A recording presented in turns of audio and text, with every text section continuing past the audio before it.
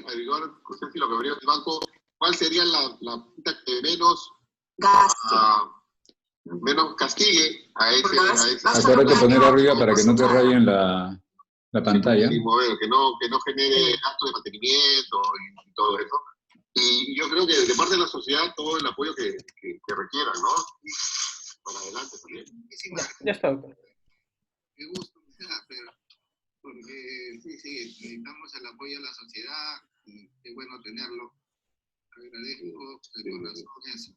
Ya, entonces, ¿podemos proyectar las preguntas, doctor? Yo creo que lo que dice Sí, Lina también es... sí, como gustes. La manera Ya, de... estamos proyectando las preguntas, doctor. Voy pasando acá con el... Puede ser, Ya. de repente todo el capítulo. Pero de todas maneras tú proyectalas ahí para que a la hora de la grabación salgan. Dale un tiempo a cada pregunta y las vas pasando. Ya, doctor. Como les digo, ¿Ahí se logran ver? Va a demorar un poquito por la situación. Yo no logro ver eso. Ahí está, ya está, doctor. Ni cómo separar hoteles. No, mejor no. No, pero felizmente tenemos tiempo, Fernando. Tenemos tiempo todavía. Hay tiempo. Lo primero es ver cómo hacer con este dinero, porque ya yo creo que mira, que lo tengan.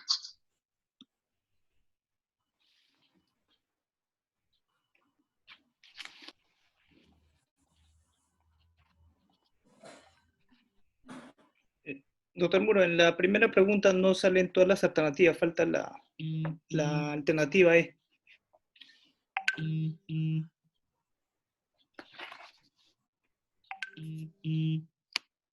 Carlos, todo el grupo No salen todas las alternativas. En la primera pregunta. No sea un éxito tuyo y de Ya, ¿y la E cuál es? Ajá. La E es la mayoría, ahí está, la mayoría resuelve en 3 a 4 semanas. ¿Cómo? La mayoría resuelve en 3 a 4 semanas. Voy a ver si puedo editar. Uh-huh.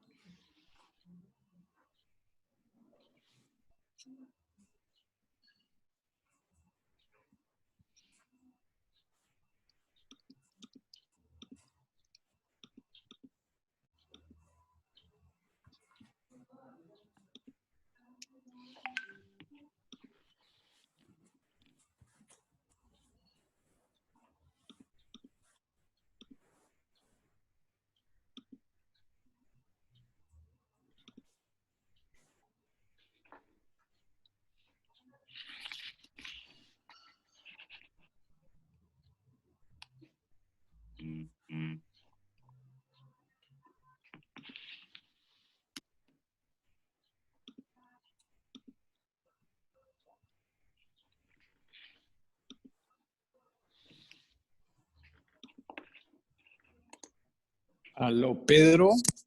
Hola, ¿Qué tal, Pedro? ¿Cómo estás? ¿qué tal? Pedro, el doctor Illa ha tenido algún inconveniente y no va a poder coordinar la reunión, así que yo voy a Ya está bien, hacer su papel, listo. ¿ok? Ya. Estaba viendo acá un asunto con la votación porque hay una pregunta que la he editado mal, pero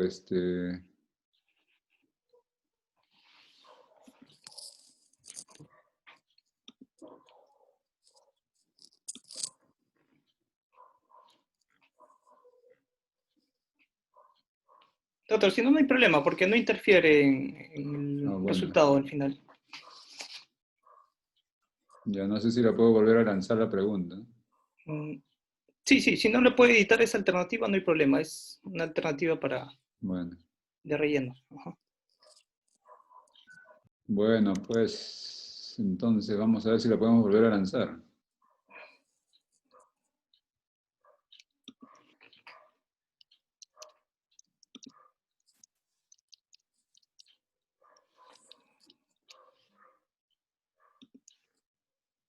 Ya, ahí está. ¿Se logra ver? No salió. Pero no hay problema, doctor. Ya, bueno, si No, no me sale. refiero a si se lograba ver la votación, no he implementado la respuesta. ¿Se logra ver las preguntas? O sea, la alternativa sigue sin salir de la primera pregunta. No, en la pantalla de los demás se ven las preguntas, ¿pueden votar? En la anterior votación sí habían votado, pero en esta última que he proyectado, no. Ah, ya, están votando ahorita. Sí. Ya. Sí, buenas noches con todos. Están las preguntas en la pantalla, por favor, voten. Las hemos tenido que relanzar.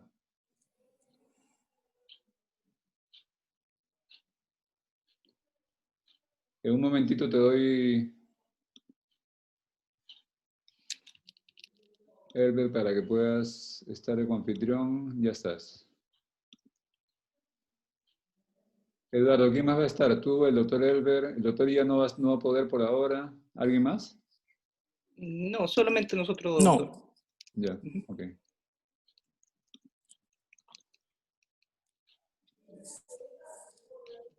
Listo. Entonces, Eduardo, tú puedes, en el momento que quieras, finalizar la votación y ya después me avisas para lanzar los resultados cuando corresponda, ¿no? Sí. Si gustas rápidamente, vuelve a colocar en tu pantalla durante 5 segundos cada una de las preguntas, solamente para efectos de que quede grabado.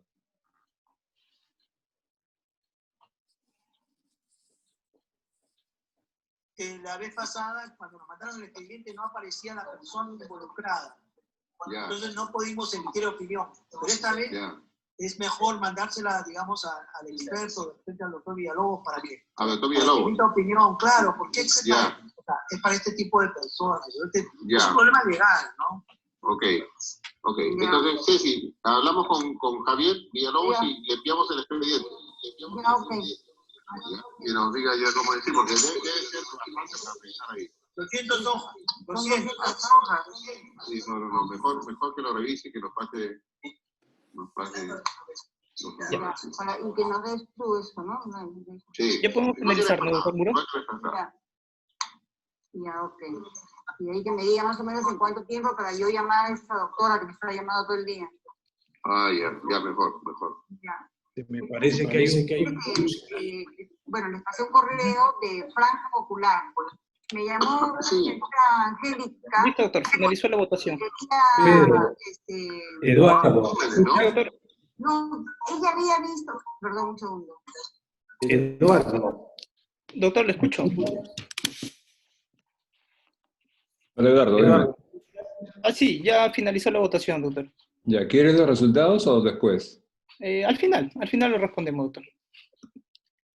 Ya, ok. Entonces, cuando quieran, comiencen. Pedro, quería manifestar que se está escuchando la voz del doctor Corbera. Ya, no, sí, lo que pasa que, no te preocupes, ya está anulado. Yo lo tengo en en otra comunicación. Ok.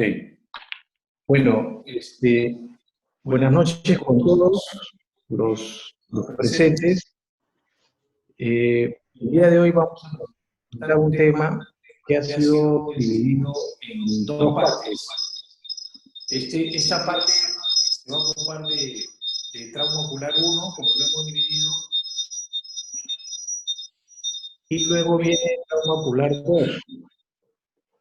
Entonces, en esta parte de trauma ocular 1, el doctor Eduardo Benito nos va a hacer una presentación de los aspectos básicos y también para cómo debe cuidarse un paciente con trauma cuando llega a la consulta. El tema de hoy realmente va a tratar de trauma ocular de ojos cerrados.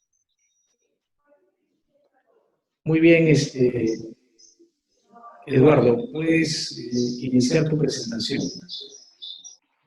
Listo. Muy buenas noches con todos los presentes. Un agradecimiento al doctor Muro, al Lino, por darme la oportunidad de tratar este tema. El tema de hoy se llama trauma ocular y lo hemos catalogado como un desafío constante. Y es así como nosotros vemos en el servicio de emergencia del Lino, ¿no? La casuística grande que tenemos nos ayuda cada día saber afrontar este tipo de situaciones porque son diversas los tipos de traumas oculares que recibimos ahí que día a día nos ayuda a leer más y explorar más cómo abordarlo, ¿no? Bien, comencemos teniendo en cuenta que el trauma ocular está considerada como la principal causa de discapacidad visual y ceguera prevenible en el mundo. Se dice que aproximadamente 55 millones son ocurridos anualmente y 500.000 genera ceguera inducida por este trauma ocular. Con respecto a la epidemiología, en Estados Unidos se reporta una tasa global de 8.2 hasta 13 por 1.000 habitantes. Dentro de ellos hay una tasa de incidencia anual de hospitalización que varía desde 8.1 que ha sido reportada en Escocia hasta 12.6 en Singapur.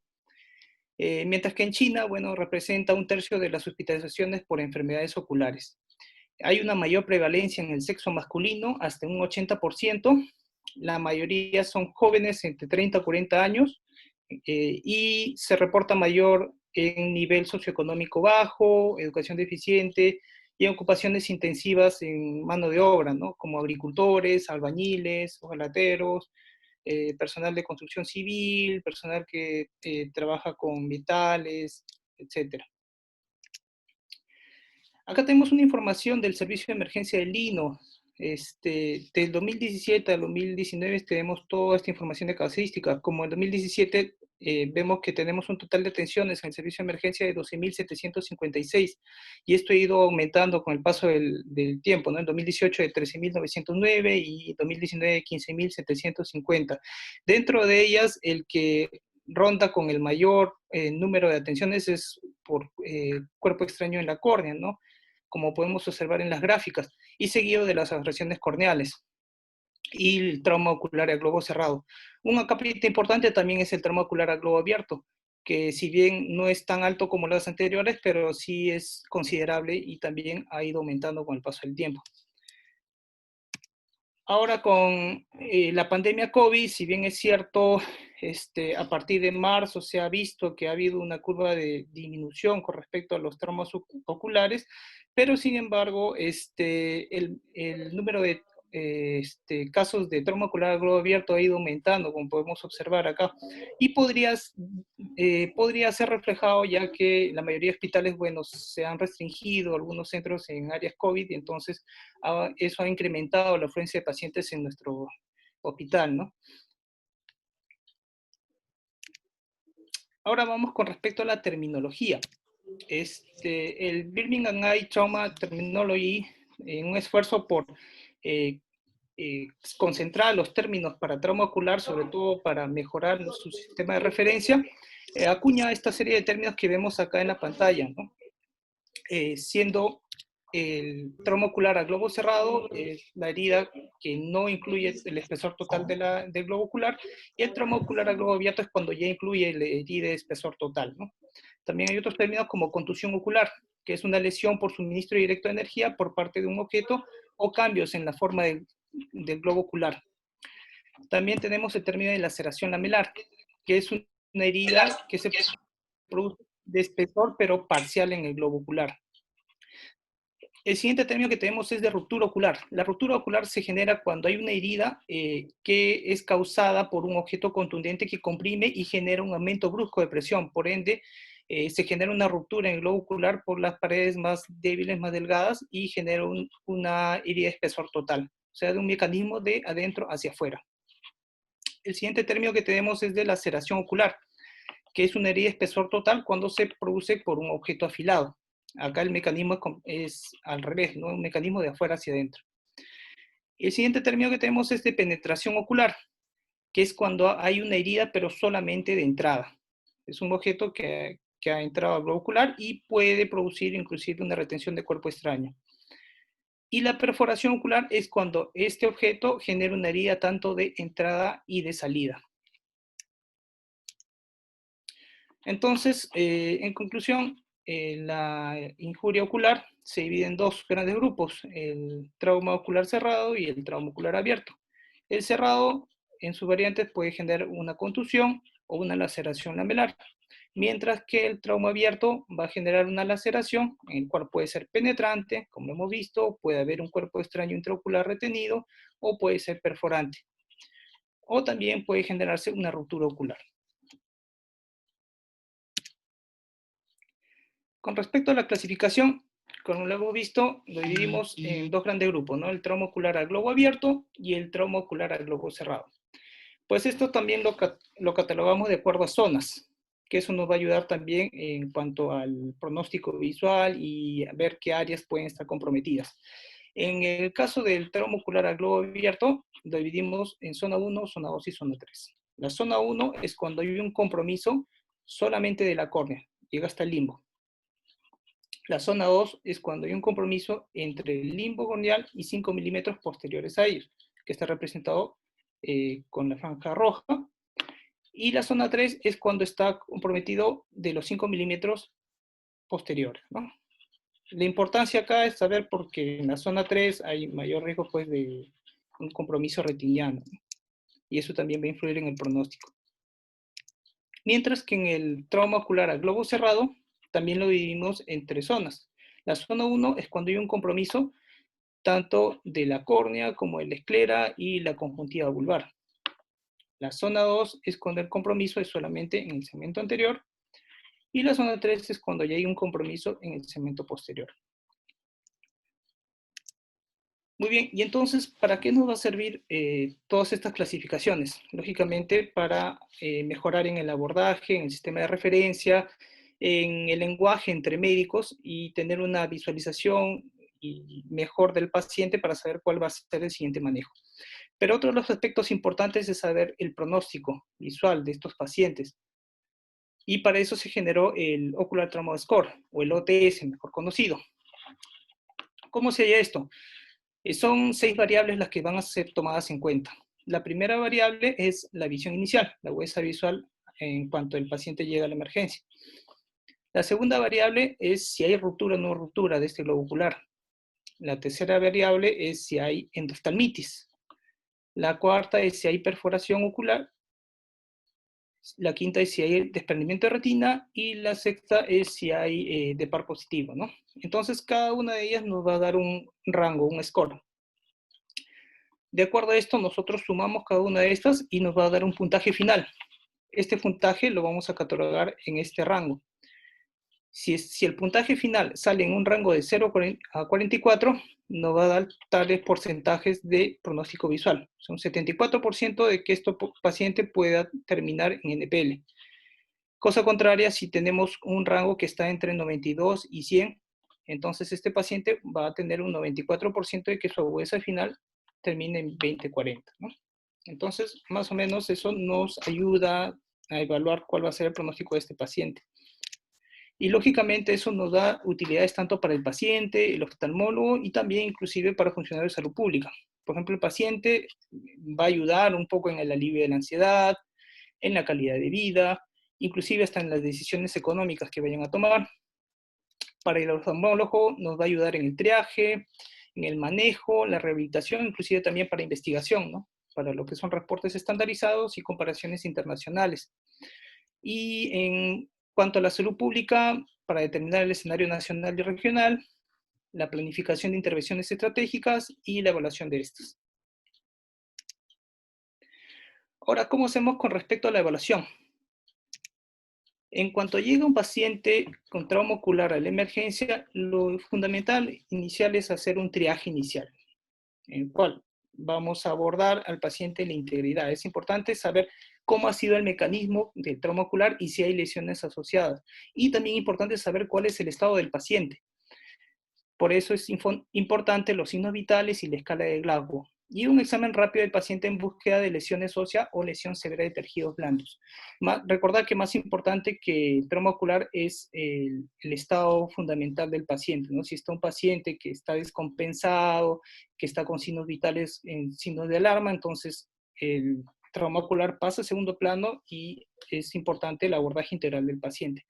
Si vemos que tenemos signos vitales inestables, estado mental deteriorado, lesiones no oculares severas, es mejor transferir a una sala de emergencia general o sala de traumatología, ¿no? Estas son imágenes del servicio de emergencia, lógicamente antes de la pandemia.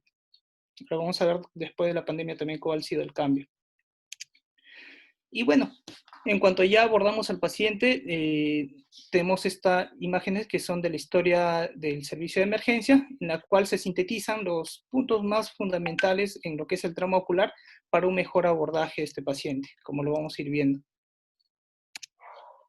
Importante preguntar los antecedentes, ¿no? Tener en cuenta la condición médica que tiene el paciente, la medicación actual que recibe, si presenta o no alergias medicamentosas.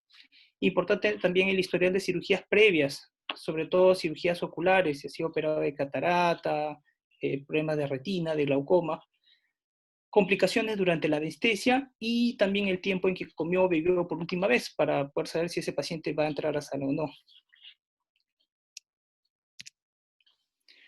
Ahora, cuando abordamos el motivo de consulta, tenemos que hacer varios hincapiés. Por ejemplo, el contexto o eventos que llevaron a la lesión. No es lo mismo que haya sido asaltado, un golpe contuso, no es lo mismo que haya sido con un objeto penetrante. Entonces, y la ubicación y factores asociados, ¿no? No es lo mismo que haya sido en el campo, que haya sido en la ciudad. Todas esas cosas nos pueden ayudar, y el tiempo también. La descripción detallada del mecanismo de la lesión. Como decía, una cosa es mecanismos afilados o mecanismos contundentes. Los contundentes pueden producir desde una contusión hasta ruptura ocular, mientras que los afilados por lo general generan laceración. El tiempo exacto también de la lesión nos va a ayudar también a permitir planificar una estrategia de tratamiento.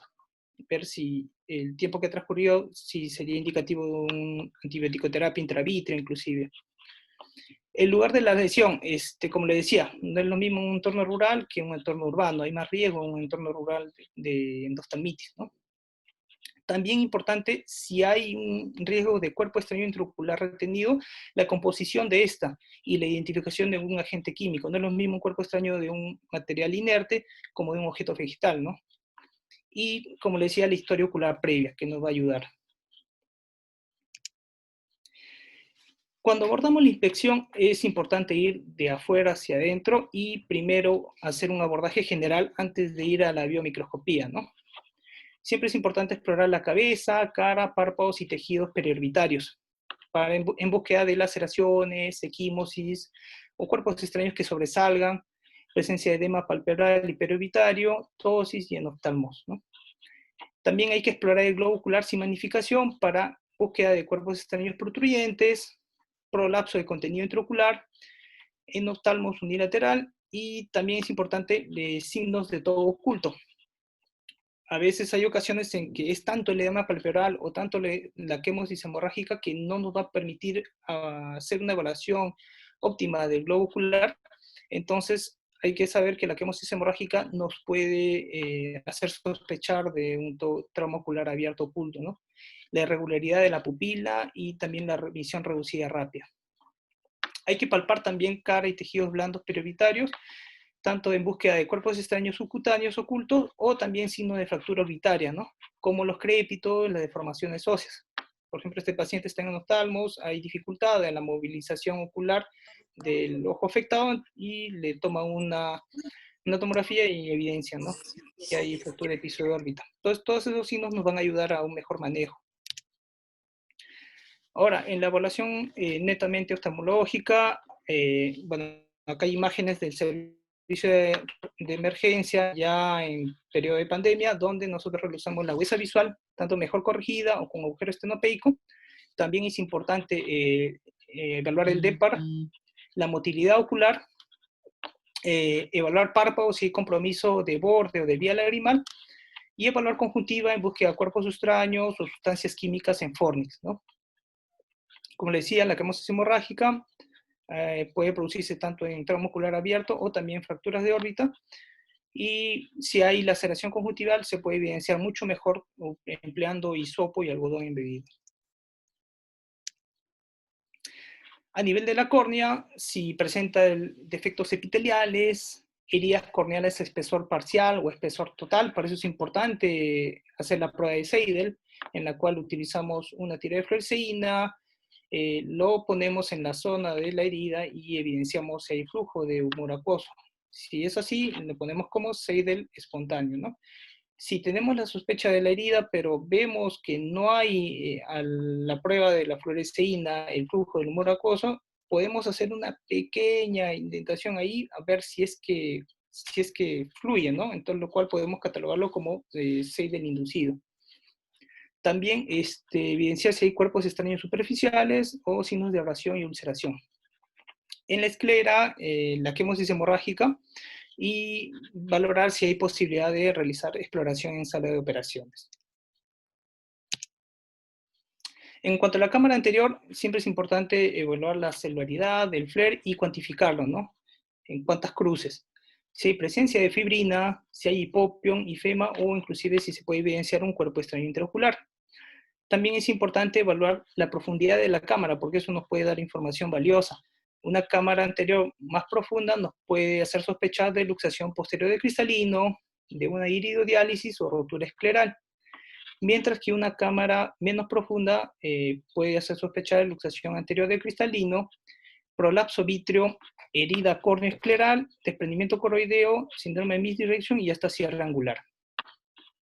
Con respecto al iris y el ángulo camerular, es importante evaluar si hay compromiso de esfínter pupilar, puede haber iridodonesis, o sea, movilidad del iris, iridodiálisis, o sea, desinserción, y también valorar posibilidad de una gonoscopía, cuando tenemos sospecha de algún cuerpo extraño, o, como en este caso, ¿no? Con respecto al cristalino, es importante evidenciar si hay luxación o subluxación, si hay facodonesis, o sea, si se mueve, si hay defecto en cápsula anterior o defecto en cápsula posterior. Si hay defecto en cápsula anterior, mayormente hay prolapso de masas cristalinas también. Y en los defectos de cápsula posterior se puede evidenciar como un signo de plumaje a la biomicroscopía. También si hay presencia de catarata traumática o rotura zonular con prolapso vítreo. Y sobre todo en los tramos oculares cerrados es importante valorar la presión intraocular. Una presión intraocular baja nos puede hacer sospechar de una herida penetrante oculta, un compromiso de cuerpo ciliar o desprendimiento de retina, mientras que una presión alta puede ser por causa de ifema o inflamación en cámara anterior, o incluso hasta cierre angular mecánico. Y con respecto a retina, bueno, en retina hay una infinidad de lesiones que pueden evidenciarse, desde lo más severo como son los hemovitrios, las hemorragias retinianas, hasta lesiones leves que, como lo vamos a ver a continuación. Para lo cual voy a pedir la participación de algunos de nuestros colegas residentes de segundo año para que nos describan las fotos clínicas que presentamos a continuación. No sé si estará el doctor Julka, Helio Julka. ¿Qué tal, doctor? Buenas noches. ¿Qué tal, Helio? ¿Cómo está? Buenas noches con todos. Quisiera que me ayudes con este caso. Imagínate que llega a la emergencia un paciente que refiere un trauma ocular cerrado, un objeto contundente, puede ser un golpe, y reporta una baja de agudeza visual brusca, ¿no? Digamos 20-200, por ejemplo. Tienes este fondo de ojo, no sé si podría describirlo. Bueno, es una foto clínica de un fondo de ojo. No sé si es el mismo. No, no es el mismo. Caso En el hipotético, ¿no? derecho, bueno, en el derecho se puede ver una imagen, una imagen en la cual hay una delimitación a nivel central. Hay dos imágenes que se contraponen una con la otra. Podría decir de que hay una conmoción retiniana, podría ser también un edema. En la imagen izquierda, igual, ¿no? Se ve imágenes que también se contraponen.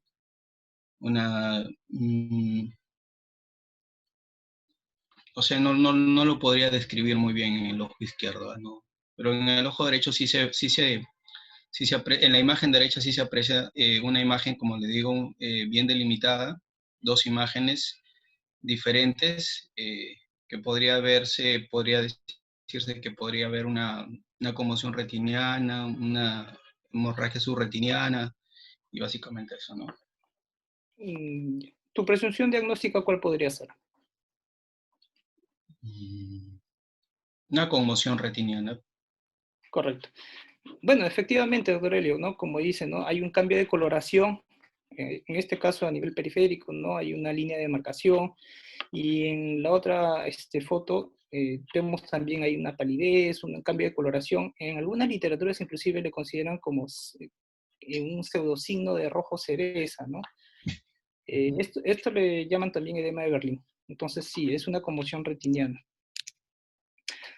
Bueno, esto es más abordando la parte que es semiología, ¿no? La conmoción retiniana es por una lesión que se produce en las capas externas de las retinas por onda de choque, como lo han manifestado.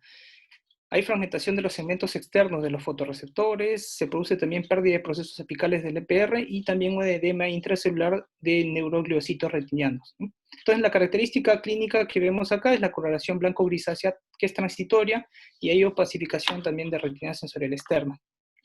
Cuando llega a afectar el polo posterior, en algunas literaturas lo conoce como pseudomancha o mancha de rojo cereza y la generación de edema de Berlín, ¿no? También puede estar acompañado, depende de la magnitud de la contusión, de hemorragia preretiniana, retiniana, subretiniana y hasta rotura coroidea. La sintomatología va a ser de acuerdo a la localización de la lesión, ¿no? No es lo mismo que la conmoción se produzca en la periferia como que afecte el polo posterior. Y la resolución por lo general se da en 3 a 4 semanas. Este otro ejemplo de foto clínica, a ver, Daniela Torres. O Alejandra, creo que está levantando la mano.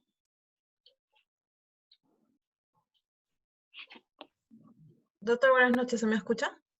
Sí, dale. Ya. ¿Podrías describir? Sí, es una foto clínica de ojo derecho en el cual se puede evidenciar que a nivel cercano a la mácula hay una fractura coroidea, ¿no? Y también abajo también se puede apreciar lo mismo. También se puede ver que en la fractura coroidea hay como neovascularización coroidea, ¿no? Puede llegar a producir, correcto. Sí. Ajá, No en se todos ve. los casos, pero sí. Por eso es importante el seguimiento en estos casos. Sí, efectivamente. La característica acá es esta lesión en forma de media luna, ¿no? Como lo podemos observar, que por lo general es concéntrica la fobia, en algunos casos también puede tomar la fobia. Cambio de coloración y que también puede llegar a generar membrana neovascular. Entonces, la ruptura coroidea puede ser generada por dos mecanismos. Un mecanismo que puede ser directo, que no es tan frecuente, que es cuando hay una contusión directa en la coroides, ya sea anterior al ecuador, paralela a la hora serrata. Pero mayormente se produce de manera indirecta, cuando hay un trauma compresivo en el polo posterior y genera la forma de luna creciente, ¿no? Que es concéntrica a la papila óptica. ¿Por qué se produce esto? Y esto también va con las preguntas que hicimos al inicio. Hay que tener en cuenta que cuando se produce un traumatismo, un efecto mecánico, va a generar movilidad del vítreo, y eso va a generar un impacto en el cual hay algunas estructuras que son más elásticas que otras, ¿no? Por ejemplo, la esclera va a tolerar ese impacto. De igual manera, la retina neurosensorial, pero sin embargo, lo que más afecta es la membrana de Bruch, el EPR y la coriocapilares, que carecen de esa elasticidad. Por eso es que se genera la ruptura. Y se genera una formación de desgarro media luna del complejo EPR, membrana de Bruch, coriocapilaris, concéntrica al margen de la papila, ¿no? El pronóstico, lógicamente, va a ser de acuerdo a dónde se localice. Si es no es lo mismo en este caso, bueno, que no está tan céntrico la fobia, como en este que ya el pronóstico visual va a ser muy malo, ¿no? Y esta otra foto clínica, a ver si nos podría ayudar Kelly Rojas. Doctor, buenas noches. Ya, Kelita, antes que escriba, para ayudar. Bueno, es una foto clínica. Eduardo. Sí, doctor, le escucho.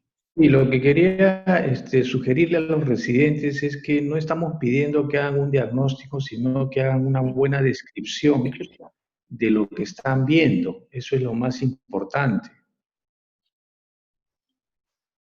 Sí, doctor. Sí, a ver, Kelly, para ayudarte, comenzamos con la descripción porque de repente esto no lo hayas visto frecuentemente en la emergencia. Un paciente que refieren que le ha impactado un proyectil de arma de fuego en zona orbitaria. El paciente es conducido a emergencia, lo estabilizan y de ahí hacen interconsulta al oftalmólogo a los días para que emita su opinión del caso, ¿no? Y ven el fondo de ojo, ya resuelve un poquito el hemovitrio que haya sido producido y ven esta imagen. ¿Qué te sorprendería? ¿Cómo la describirías primero? Bueno, es una foto clínica color de ojo derecho, donde se evidencia unas lesiones blanquecinas como traccionales. Puede ser, si ha tenido hemovitrio, el hemovitrio que ya está condensando. También podría ser, o sea, si es el trauma reciente, como un DR traccional parece, pero también veo lesiones oscuras, medias negruzcas, en la parte temporal inferior, bueno, temporal, que abarca toda la mácula, ¿no? La mácula y entre la mácula y la papila.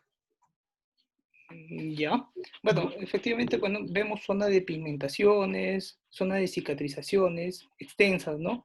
Y lo que nos ayuda acá más es el antecedente que nos reporta, porque este es un cuadro clínico de corioretinitis esclopetaria.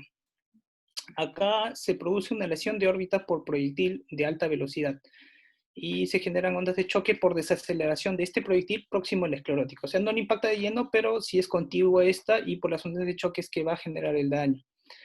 Se pueden producir también zonas de rotura y necrosis coroidea retiniana y también acompañadas de hemorragia subretiniana y retiniana. A su vez, también otras de las lesiones que pueden ser producidas son los agujeros maculares traumáticos.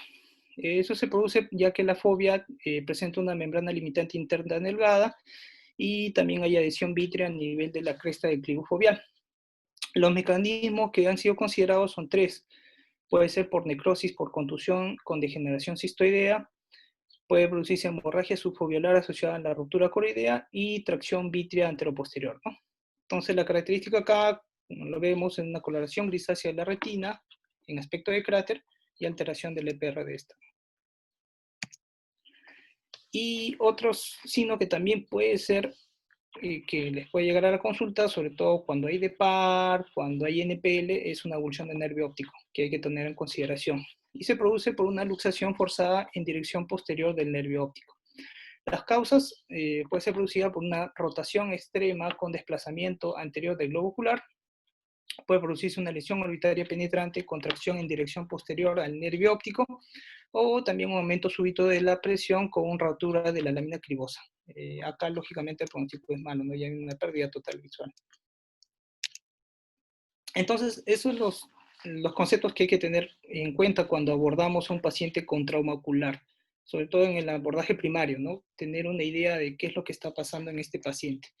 Ahora, el trauma ocular en la literatura ha sido englobado en tres tres acápites grandes, ¿no? Tramo ocular 1, 2 y 3. El 1 es lo que aborda la parte del segmento anterior, tramo ocular 2 es segmento posterior, y tramo ocular 3 todo lo que es región externa, órbita, párpados y anexos. Entonces es así como lo hemos dividido en lo que es tramo ocular. Ahora vamos a abordar lo que es segmento anterior. Con respecto a tramo ocular en lo que es segmento anterior, en respecto a la superficie ocular, lo más común que tenemos, como hemos visto en la estadística del INDO, es la abrasión corneal. La abrasión corneal se produce en heridas corneales superficiales en la que no hay daño total, ¿no? O sea, puede llegar inclusive hasta estroma anterior, dependiendo del mecanismo que haya sido afectado. El paciente refiere síntomas de sensación de cuerpo extraño, fotofobia, lagrimeo y hasta ojo rojo. Y en los signos que vemos, normalmente blefaroespasmo, y vemos una lesión de continuidad a nivel del epitelio corneal. Cuando le teñimos con fluoresceína, ahí podemos llegar a evidenciar una lesión, ¿no? Y mayormente el agente siempre se localiza en el párpado, el párpado superior, por eso es importante hacer la eversión palpebral, ¿no? Como en este caso, y localizamos el agente extraño que está produciendo esto. Entonces, cuando tengamos estos casos, el tratamiento, lógicamente, es, luego que hacemos la eversión, retiramos, ver primero cuánto es la magnitud de esas partículas que pueden estar ahí, ¿no? Y retirar la partícula que origina el cuadro, ya sea con hisopo o con un algodón, y depende de cuál haya sido el agente que haya generado esto, parchar ocular con un ungüento antibiótico, ¿no? Y lubricantes oculares para mejorar la lubricación ocular y la regeneración del epitelio corneal, y analgésicos vía oral. Y siempre es importante un control a los 5 días para ver cómo va repitelizando. Otro de las patologías que vemos frecuentemente en el servicio de emergencia es el cuerpo extraño corneal, en la cual una partícula extraña entra en contacto con la córnea. Esto es frecuente en pacientes que trabajan con metal, los hojalateros, los pacientes que trabajan con toda clase de fierros, etc. Y son las esquilas las que impactan frecuentemente en la córnea. Los síntomas que va a presentar el paciente: sensación de cuerpo extraño, fotofobia, lagrimeo, ojo rojo, blefaroespasmo, y cuando hacemos la biomicroscopía, evidenciamos el cuerpo extraño en la córnea. Entonces, el manejo que hacemos en este tipo de paciente, primero determinar cuántas partículas de cuerpo extraño hay ahí, y si son superficiales o están completamente impactados en la córnea. Es importante, si hay varios, de repente hacer un lavado ocular para tratar de sacar esas partículas, porque también puede ser que haya partículas que están por debajo del párpado. El lavado ocular o una turunda de algodón humedecido, y realizar la extracción de la partícula lo hacemos nosotros en el servicio de emergencia con una jeringa de tuberculina, y realizar el parche ocular con ungüento antibiótico, lubricantes oculares y analgésico vía oral. Y siempre es importante los controles. Importante también, cuando tengamos un cuerpo extraño corneal, valorar la profundidad. Por eso siempre es bueno hacer un corte a 45 grados para evidenciar hasta dónde llega el cuerpo extraño, porque hay cuerpos extraños que son solamente superficiales, los que llegan a estroma anterior, y otros cuerpos extraños que ya llegan hacia cámara anterior. Entonces eso ya son de manejo en sala. Y otra de las patologías muy frecuentes que vemos es la laceración corneal. La laceración corneal, que es una herida de espesor total, en la cual evidenciamos ya salida de humor acuoso. Es importante valorar el Seidel, cómo está la cámara, la profundidad, e inclusive a veces hay protrusión o encarcelamiento del contenido intraocular. El paciente siempre va a referir dolor ocular, lagrimeo y una disminución brusca de la agudeza visual. Como podemos ver, en algunos casos podemos ver inclusive la gente que lo ha producido. Y para ello, bueno, lo principal que hacemos en estos pacientes que llegan al servicio es antibiótico-terapia de inicio, ¿no? Le damos moxifloxacino, una gota cada hora, y le aplicamos un protector ocular hasta que el paciente puede llevar a sala. Valorar también si hay riesgo de endoftalmitis. A veces le damos ciprofloxacino de 500 miligramos, tableta y media, vía oral cada 12 horas, para reducir el riesgo.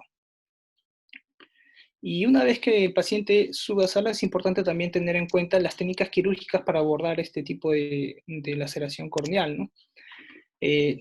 Normalmente en el abordaje de córnea utilizamos el nylon 10-0. Al momento de realizar la sutura, estos son gráficos esquemáticos, agarramos la aguja y introducimos en un ángulo de 90 grados. Hay literaturas que nos dicen que tiene que ser un espesor de 90%, hay otras literaturas ya más recientes que apoyan que sea espesor total. La diferencia acá radica es que cuando lo hacemos a 90%, hay un riesgo bajo de que pueda producir una endoftalmitis al momento del retiro de puntos. Pero en los últimos estudios ya se ha visto que con el uso de la iodopoidona, inclusive haciendo el espesor total, este riesgo ha sido disminuido, ¿no? Y una vez que hicimos el punto, lo suturamos y es importante ajustar el nudo hacia un lado, ¿no? De esta manera evitamos de que al momento de atar el siguiente nudo se pueda aflojar. Ahora, también es importante tener en cuenta de que ciertos conceptos, ¿no? Mientras más largo sea el punto que atemos, mayor ajuste va a dar. Mientras más corto sea, menos ajuste. Y también el cabo que vamos a tener en el punto de inicio tiene que ser igual, equidistante al cabo que va a salir en el punto de salida. De esa manera vamos a tener una herida correctamente afrontada. Pero ¿qué pasaría si tenemos que un segmento es más largo que otro? Entonces vamos a generar que el segmento más largo ajuste más que el segmento más corto y produzca un sobrecabalgamiento, ¿no? Otra de las preguntas también que tiene un cirujano cuando va a sala es ¿cuántos puntos vamos a poner? Mientras más puntos pongamos, ¿va a estar mejor? No siempre es así. Entonces, ¿qué es lo que hacemos? Cuando realizamos un punto, le vamos a decir zona A, este diámetro de este punto, esta longitud, lo vamos a poner de manera perpendicular. No va a generar esta imagen en rombo, ¿no? Entonces, al momento de aproximar el siguiente punto, va a depender de qué tan largo lo estés efectuando este punto. Mientras la zona, que es este punto, sea mayor que la zona B, va a generar esta imagen en rombo, entonces toda esta zona de acá va a ser herméticamente sellado.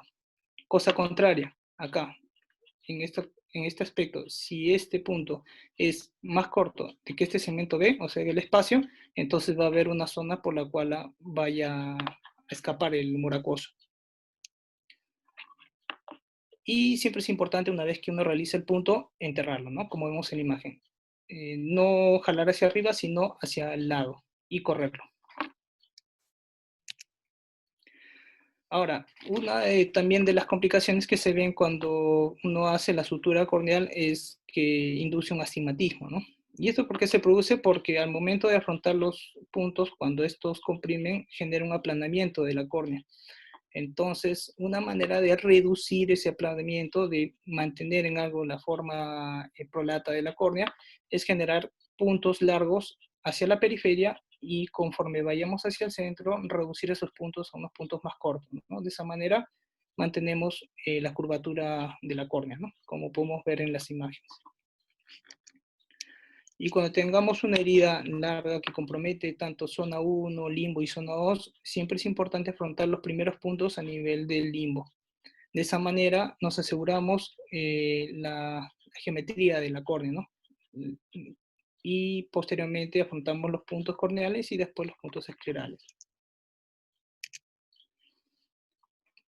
Ahora, eso es importante también cuando tenemos una herida que es recta, ¿no? Pero ¿qué pasaría si tenemos una herida en diagonal? Herida en diagonal, ya no podemos aplicar el criterio que habíamos explicado, que tanto el segmento de inicio tenía que ser igual al segmento de final. Entonces, en este caso hay que valorar que esta herida es en diagonal, entonces esto ya se convertiría en esto.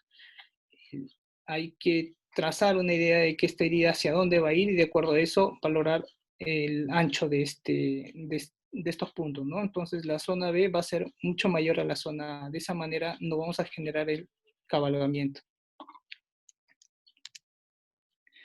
Y también, ¿qué pasaría si tenemos una herida estrellada? En la cual va a ser más difícil atar los puntos. En este caso, ahí podemos utilizar el método Eisner o el método de Aquino. El método Eisner se asemeja al nudo en jareta o bolsa de tabaco en el cual nos enseñaron en básicas, ¿no? En la cual atamos un punto en los extremos y lo pasamos consecutivamente hasta salir por la misma zona del inicio y atamos el nudo de esa manera. Hacemos un ajuste de todos los extremos lacerados y una confrontación hacia el centro. La otra opción es hacer el método de Akin, ¿no? Que son nudos cruzados, pero es el problema acá que compromete el eje de la visión, ¿no? Cosa contraria con esto. Sin embargo, en una emergencia a veces los dos son válidos. Acá tenemos un video, esperando que corra bien, en la cual podemos evidenciar una herida, una laceración corneal, zona 1, en la cual lo primero que hacemos es la limpieza de la herida. Es que muy bien empezamos a suturar la córnea, tal como habíamos explicado, manteniendo la equidistancia del punto de inicio con el punto final, ¿no? Siempre es importante tener en cuenta acá, presionar lo menos posible el globo ocular para evitar de que pueda descompensarse más de lo que ya está descompensada la córnea, la cámara. Atamos siempre ajustando hacia un lado y hacemos el contranudo, ¿no?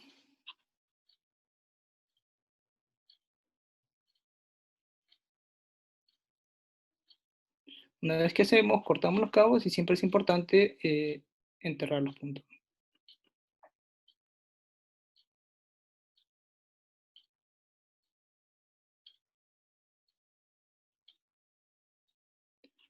Procedemos también con el otro extremo.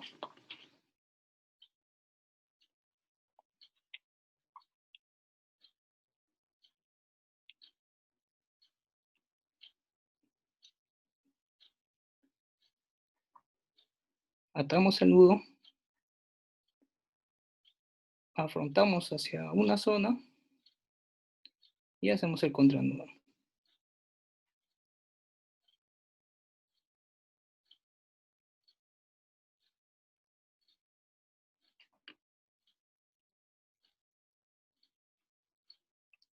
Y enterramos siempre.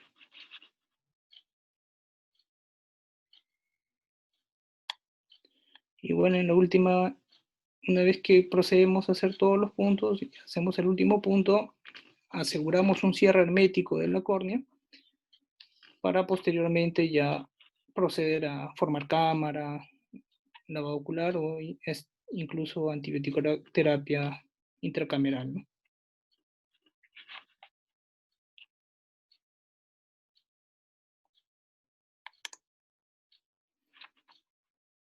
Comprobamos que está completamente cerrada, enterramos el último punto y ya podemos abrir un puerto para poder formar cámara y hacer lavado, ¿no? Y siempre dejamos una burbujita de protección. Y cerramos el puerto.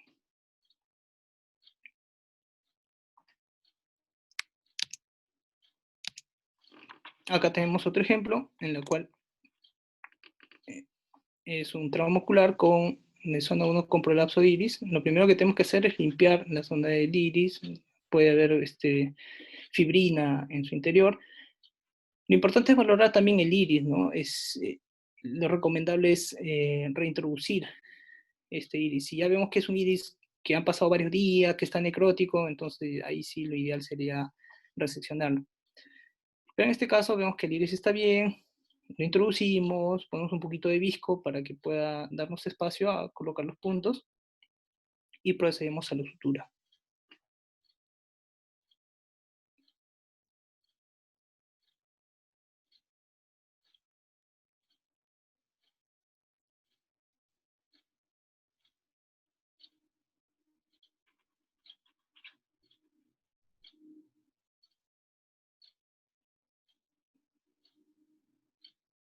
Igualmente, procedemos a hacer la sutura de los siguientes puntos, enterramos nuestros puntos y nos aseguramos de que tengamos resultados, ¿no?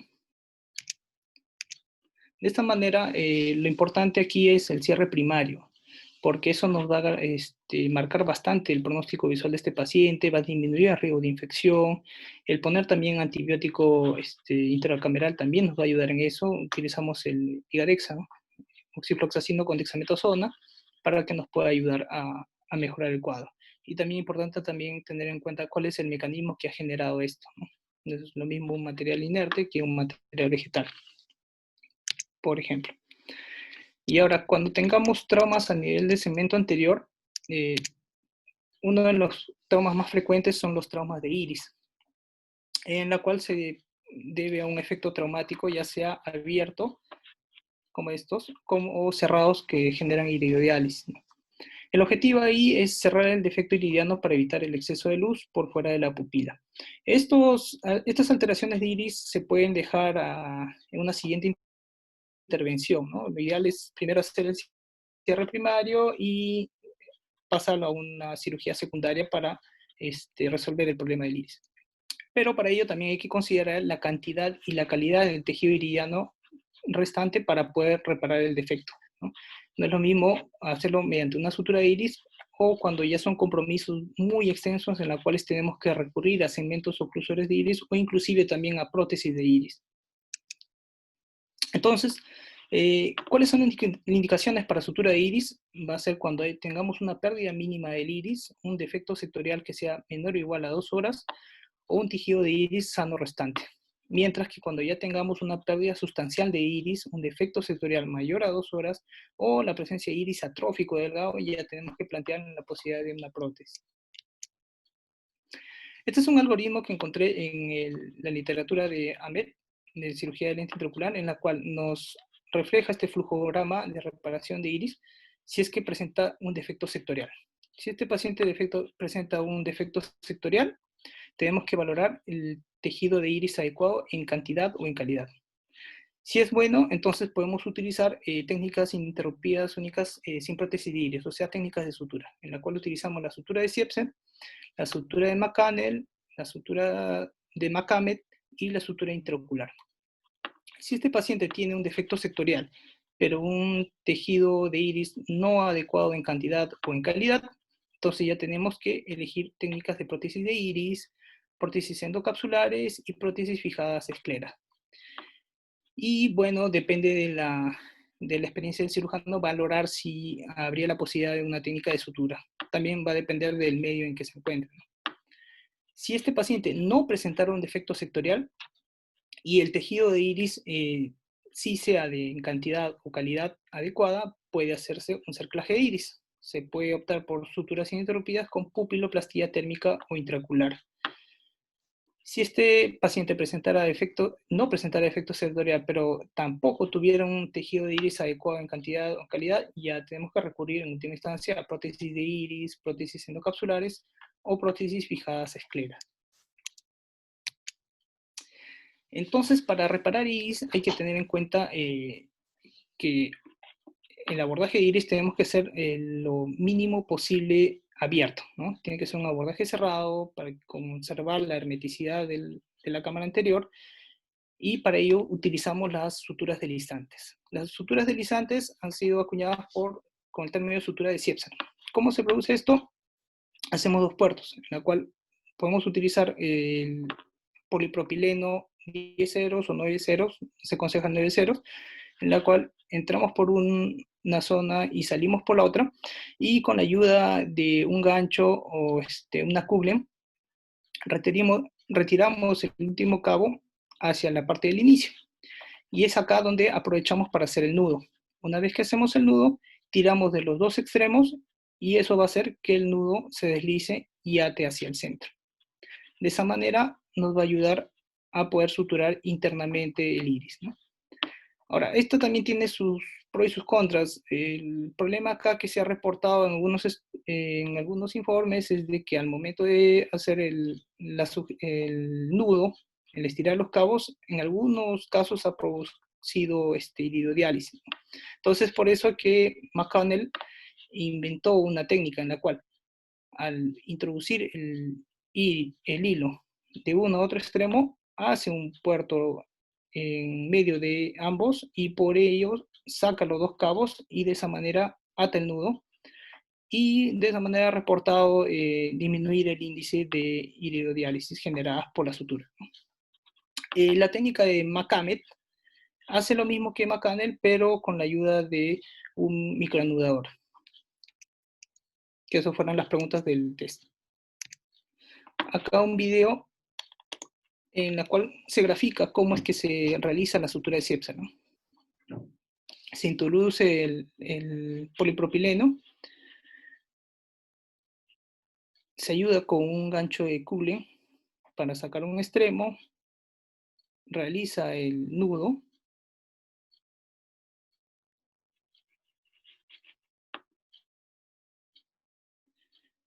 y utiliza el extremo de ambos hilos para hacer que el nudo se corra.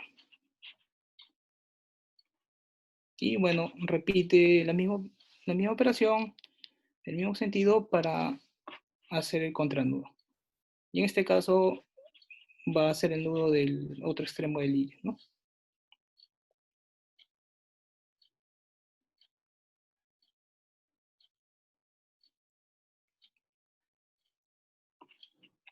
Repite la misma operación con la ayuda de la Cullen.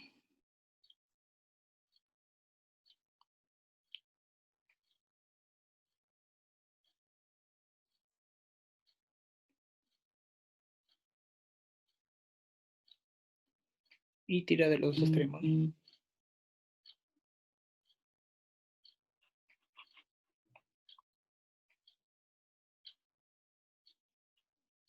Y posteriormente corta los nudos con una microtijera.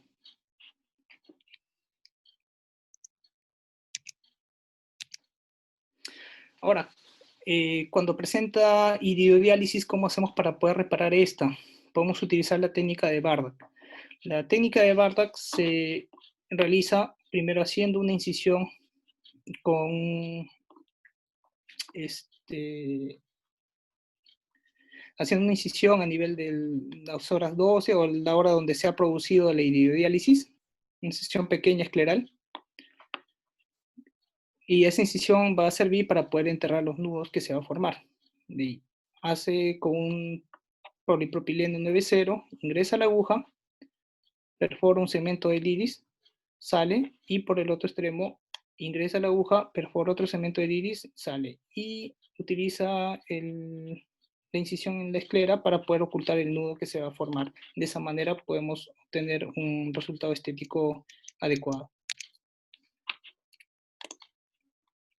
Este es un video en el cual el paciente ha presentado una iridodiálisis, hace una peritomía que sea contigua a la iridodiálisis, hace una incisión en la esclera con una Crescent, que va a ser ahí donde va a ser ocultado el nudo, forma un poco de cámara e ingresa el Prolen o el propileno 9.0, ¿no?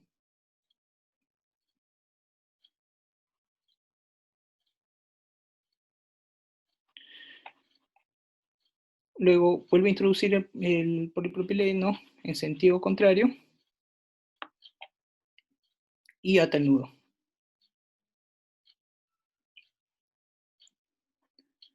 Nuevamente introduce para poder suturar el resto de iris que ha sido dializado.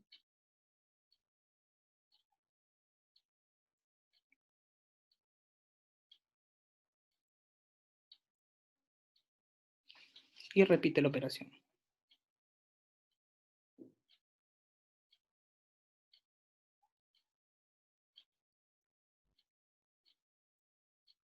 En este caso va a ser una sutura continua.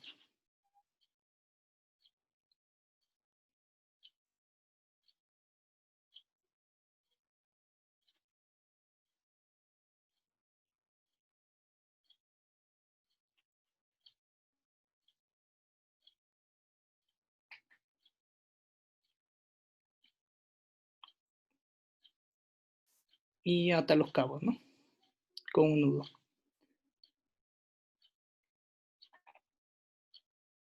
Corta los cabos y los deja debajo de la esclera. Y otro de los manejos también que hay que tener en cuenta en cuanto a trauma ocular es la catarata traumática, ¿no?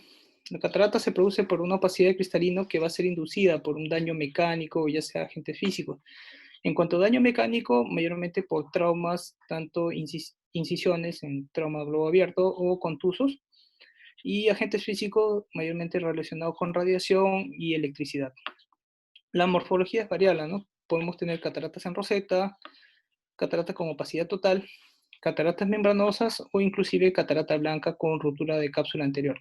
Hay que tener en cuenta que en cuanto se produzca una lesión de continuidad a nivel de la cápsula anterior, eso me va a permitir que el humor acuoso entre en contacto con el cristalino. Este cristalino se va a hidratar excesivamente, lo cual va a generar una pérdida de transparencia, inclusive también un aumento del volumen de este, pudiendo provocar diversas patologías.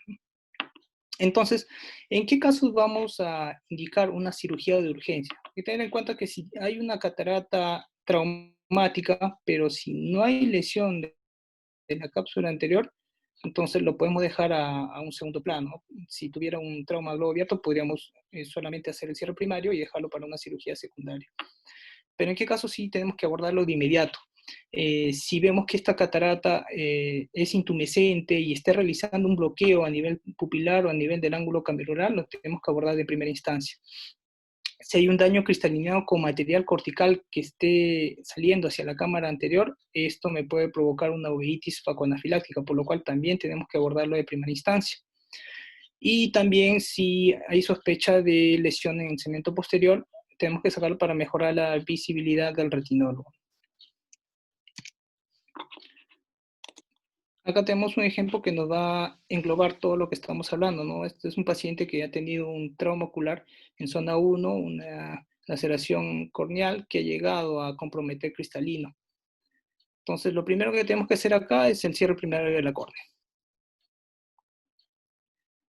Poner nudos para generar un cierre hermético, con lo cual nos va a permitir formar cámara y abordar la catarata traumática. Realizamos los nudos como hemos estado hablando.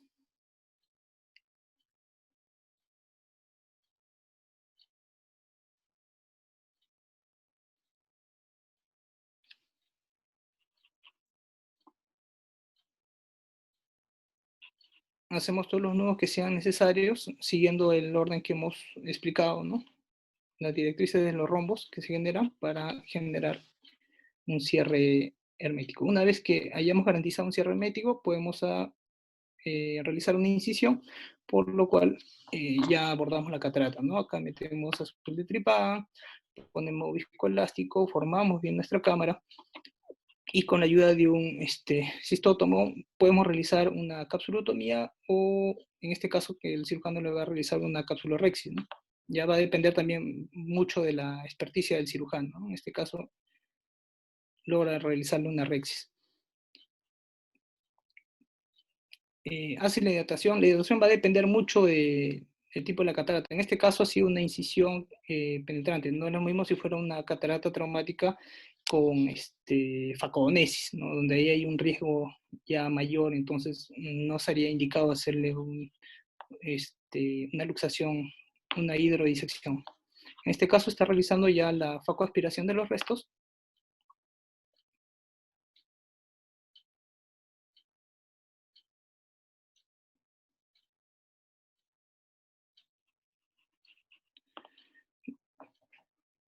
Dejar lo más limpio posible y dejar antibiótico-terapia, ¿no? Intracameral.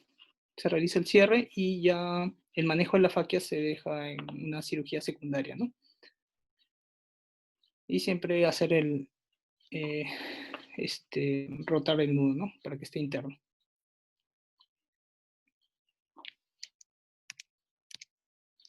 Bueno, con respecto al manejo de afaquia, eso ya se había tocado en la charla de lunes, pero como un esquema que encontré acá del libro de Poyales, siempre hay que tener en cuenta si tenemos o no remanente cápsulo sonular, ¿no? Si esto es suficiente, podemos poner un lente en saco, surcus. Si tenemos un saco íntegro, pero hay dehiscencia sonular, va a depender de las horas también que haya esta dehiscencia sonular, para ver si podemos utilizar, si es muy poca la dehiscencia sonular, líos ápticos de PMMA en saco, o anillos de tensión capsular, o inclusive ya si es un poquito mayor, anillo de Cioni, segmentos de ASMED, o un ancla capsular de ACI Anchor, ¿no? Y si ya el soporte capsular está ausente, ya tenemos que buscar otra manera de poder fijarlo. Podemos utilizar los líos de apoyo angular, podemos hacer un lío de fijación iridiana, sutura iris o sutura sulcus e inclusive fijación escleral, ¿no? Como ya lo habíamos tocado en las charlas de manejo de afasia.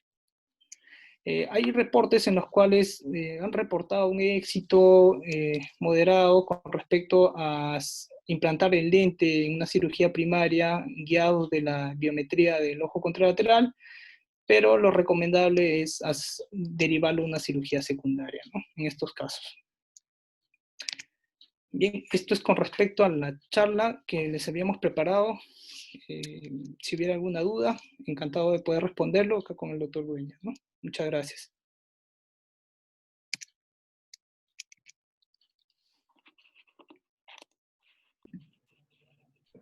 Muy bien, Eduardo. Felicitaciones por tu charla. Yo creo que ha sido bastante completa dentro de lo que habíamos planificado para